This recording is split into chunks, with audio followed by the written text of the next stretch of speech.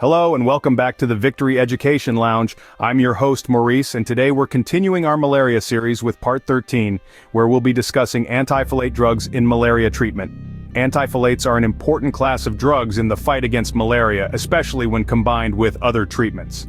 Today we'll break down how antifolate drugs work, their benefits, their limitations, and the challenges of drug resistance.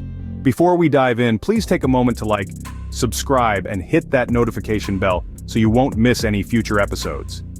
And as always, feel free to leave a comment below, whether it's your thoughts on antifolate drugs or any experiences you've had with malaria treatment. We'd love to hear from you. These drugs play a vital role in combating malaria, particularly when used in conjunction with other treatments. In this episode, you'll learn how antifolate drugs operate, their advantages, their drawbacks, and the issue of drug resistance. Antifolate drugs obstruct the malaria parasite's ability to generate folic acid, a necessary component for its growth and reproduction. You might be familiar with one of the most notable members of this drug class used in malaria treatment, sulfadoxine-pyrimethamine, often utilized in regions heavily affected by malaria. However, while these drugs are cost-effective and fairly easy to administer, there's a growing concern about resistance, particularly in places where they've been extensively used. Let's kick things off by understanding what antifolate drugs are. Antifolate drugs work by interfering with the parasite's ability to synthesize folic acid. This simple phrase encapsulates the basic mechanism of action for this class of drugs. But let's delve a little deeper. Antifolate drugs are designed to disrupt the malaria parasite's life cycle, specifically by targeting its ability to create folic acid. Folic acid is crucial for the parasite as it's a necessary component in the production of DNA and RNA. Without it, the parasite can't grow, reproduce, or spread throughout the host's body. One of the most commonly used antifolate drugs in malaria treatment is a combination known as sulfadoxine-pyrimethamine, or SP for short. This drug duo is frequently employed in regions where malaria is endemic, especially for intermittent preventive treatment, or IPT, in susceptible populations such as pregnant women and young children. Now, like all things, antifolate drugs come with their own set of pros and cons. On the plus side, these drugs are cost-effective and relatively easy to administer, making them a practical choice in many instances. They also play a pivotal role in preventing malaria in vulnerable groups, which is a significant public health benefit. However, it's not all rosy. A major issue with antifolate drugs is the increasing incidence of resistance, particularly in areas where these drugs have been used extensively. This resistance arises when the malaria parasite mutates and develops the ability to survive despite the presence of the antifolate drugs. This is a serious concern as it threatens the efficacy of these drugs and could potentially lead to treatment failures. So, while antifolate drugs serve as a powerful weapon in our anti-malarial arsenal, it's clear that they are not a silver bullet. These drugs are not without their challenges, especially when it comes to drug resistance. As we continue to wage war against malaria, it's crucial to keep exploring new treatment strategies and drug combinations to stay one step ahead of this adaptable and persistent parasite. In Uganda, sulfadoxine-pyrimethamine, or SP, plays a significant role as part of intermittent preventive treatment, also known as IPT, for pregnant women.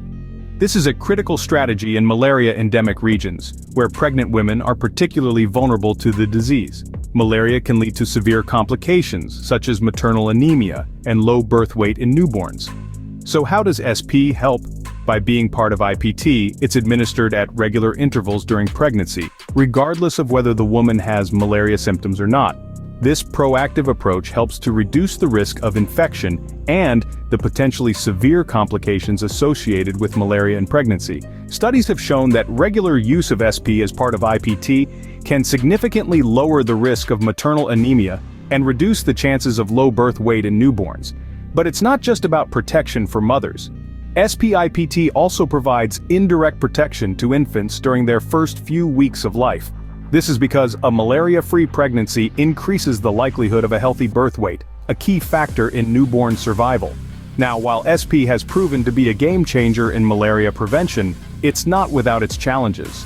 Like many other anti-malarial drugs, there's a growing concern about resistance to SP, especially in regions where it's been used extensively.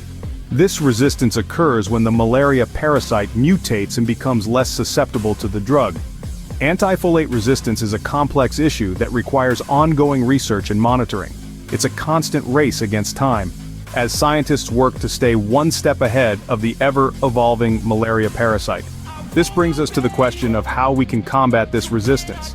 And one answer to that is combination therapy, which we'll delve into in a later scene. But before we get to that, you might be wondering, how exactly do these drugs work at a cellular level?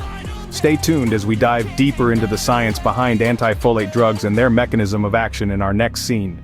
Antifolates target two enzymes critical to the parasite's folic acid pathway: dihydrofolate reductase, DHFR, and dihydropteroate synthase, DHPS. This is where the magic begins in the battle against malaria. Antifolate drugs, like the well-known sulfadoxine-pyrimethamine, latch onto these enzymes and inhibit their activity. By doing this, they block the parasite's ability to synthesize folic acid. Now, why is this important? Well, folic acid is a crucial building block for the malaria parasite to produce DNA and RNA. Without it, the parasite simply cannot multiply or spread throughout the body. This is especially effective in the early stages of infection when the parasite is still rapidly multiplying. It's like cutting off the enemy's supplies just as they're setting up camp. They're left stranded, unable to thrive or expand. One of the major advantages of antifolate drugs is the dual-action mechanism of sulfadoxine and pyrimethamine. This combination makes it more difficult for the parasite to develop resistance. It's like using two different keys to unlock the same door. If the parasite manages to change the lock against one key, the other key can still get in. However, it's not all smooth sailing. Despite the strategic advantage of using a combination of drugs, resistance to antifolates is becoming more common, particularly in regions where these drugs have been heavily used. It's a classic case of survival of the fittest. The parasites that can withstand the drugs survive and pass on their resistance to the next generation. In the face of this growing resistance, scientists are working tirelessly to develop new strategies and drug combinations to keep one step ahead in the fight against malaria. The battle is ongoing, and the stakes are high. In some regions, however, resistance to these drugs has become a significant issue. This is a stark reminder that the fight against malaria is far from over, and that we must continue to adapt and evolve our strategies to outsmart this persistent parasite. In regions like Southeast Asia, resistance to antifolates has become a significant issue. Over time, the malaria parasite has evolved, developing mutations that allow it to resist the effects of antifolate drugs. This is particularly prevalent in countries such as Thailand and Cambodia. Here, the parasite has undergone changes in its genetic makeup, specifically in the DHFR and DHPS genes. These are the very genes that antifolate drugs target to inhibit the synthesis of folic acid. Because of these mutations, the malaria parasite has become resistant to drugs like sulfadoxine-pyrimethamine, which were once effective in treating malaria in these regions. The implications of this are significant. As the efficacy of antifolate drugs decreases due to resistance, the risk of malaria-related deaths and complications increases. This poses a major challenge for health professionals and policymakers in these areas, who must now seek alternative treatments and strategies to combat the disease. One of the ways they're doing this is through the use of combination therapies.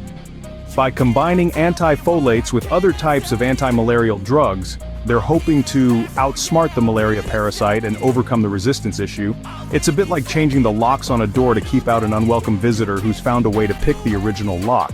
To combat this resistance, antifolate drugs are often used in combination with other antimalarials. It's a promising approach, but one that requires ongoing research and vigilance to ensure its success. Combating resistance often involves combining antifolate drugs with other antimalarials.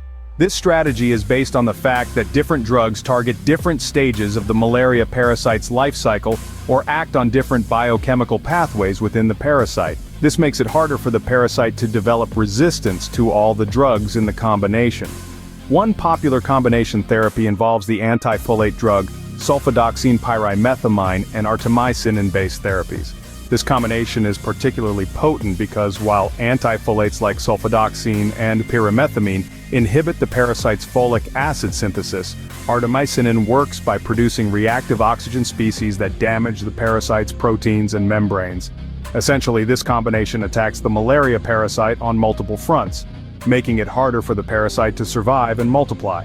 However, combination therapies are not without challenges. They are more expensive and can be more difficult to administer than single drug therapies.